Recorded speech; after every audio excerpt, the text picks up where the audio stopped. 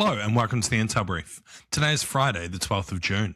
I'm your host Daniel, and today we're going to talk about the US Defense Secretary has quit over a spending dispute. We're going to cover kind of two aspects of the US-Iran kind of issue, I guess we'll call it. We'll talk about how Trump threatened to take Kharg Island, and then also why Trump says the Iran war deal is close. So kind of two different angles of the same coin. So firstly, the British Defence Secretary John Healey published his resignation letter at lunchtime on Thursday, quitting his post amid a dispute over the military spending plans for the coming years. The unexpected resignation compounded pressure on the under-fire UK Prime Minister Keir Starmer, who in recent weeks had seemed to weather the worst of the storm about a potential challenge for the Labour Party leadership. The UK's Armed Forces Minister also quit on Thursday, as did Healey's aide Pamela Nash. The British Defence and Finance Ministries have been locked in talks for months on how quickly to increase defence spending in the next few years. So what? I mean, this is just a man standing on business, really, and it's pretty impressive to see a politician to do something like this. It's not often they, end their kind of portfolio or job to stand up for what they believe in. Sadly, I think it's probably unlikely to change anything, as the current UK government is in a pretty tough spot. Like the economic situation in the UK is pretty tough, as is the rest of Europe and globally, just due to conflicts in the Middle East. But, it is due to conflicts. So, it's a pretty reasonable time to want to spend more on defence, and the UK military is in a pretty dire state. So you can see why he wants to increase defence spending.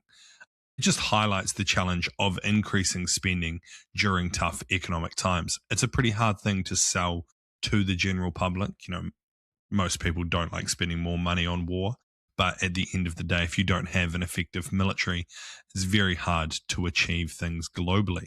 And next, as I said in the kind of preamble of this podcast, we're going to cover kind of two aspects of the same thing. They contradict each other, so we'll just take them as they go. So firstly, yesterday, US President Donald Trump said he wanted to take over Kharg Island, which is Iran's oil infrastructure hub, which analysts say the US military could seize the island very quickly, but the move could leave US troops in great peril and prolong rather than shorten the war. The island sits 16 miles off Iran's coast and about 300 miles northwest of the Strait of Hormuz, and lies in deep water, enough to enable ships to dock and tankers to load up on oil.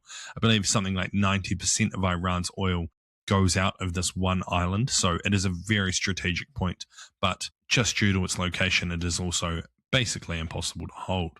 So what? I think it seems unlikely now, but it's still worth discussing why this is a pretty bad plan and a tough thing to achieve. So as you can see on the map, Kharg Island's technical location is pretty rough. It sits just off the coast of Iran, out in open waters. So most analysts look at it and say, taking the island initially would be a pretty simple military maneuver, especially for the US, who is highly skilled in its operations such as this.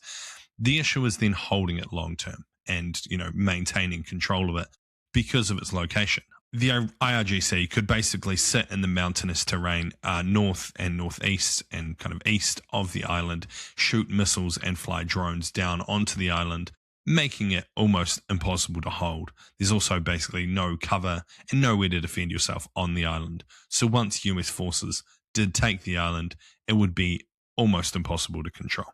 Yeah, that is kind of the main issue with taking it. It would be a massive hit to Iran's economy, and it would have a massive effect on the country. But holding it would be basically a death sentence for the units on there.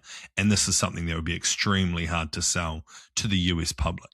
And lastly, we have kind of the other side of the coin, as hopes grew on Friday for peace between Iran and the United States, after President Trump said that a deal could be signed as soon as this weekend, even though Tehran said they had not made a final decision on the pact. The deal, if confirmed, would be the most significant diplomatic breakthrough yet to end the 3-month war, which has killed thousands and sent the global energy prices sharply higher after Iran all but closed the Strait of Hormuz to shipping. So what? Clearly a deal is still possible here. But I think it's unlikely to be the deal Trump wants and the deal Trump has been talking about all along. The key issues remain over Iran controlling the Strait of Hormuz and Iran's nuclear weapons. They're the two big issues, and the US might have to budge on one of these. If it's nuclear weapons, then critics of Trump will say that this is all for nothing. And if it's Iran controlling the Strait of Hormuz, all of the Gulf nations are going to be extremely upset with the US, and it'll be a monumental shift in geopolitical strategy. As we just mentioned, the US kind of lacks options to pressure Iran. Iran made it very clear that they can withstand pretty significant air campaigns from the US and Israel, and they're willing to just kind of soak up the attacks, fire back against US allies in the region and US bases and Israel themselves, and then essentially just wait it out. And then there's possibly the threat over Kharg Island. Maybe it did worry the Iranian leadership. I kind of doubt this. I think they'll likely have a good strategy in place for how they would defend the island / make the island uncontrollable. But losing it would still be a huge hit to the Iranian economy. So maybe that did have an effect and they're willing to negotiate a bit more. But, we'll have to see what this deal looks like if it does come to fruition. But anyway, that's been the Intel Brief. I've been your host, Daniel, and I'll see you again Monday. See you.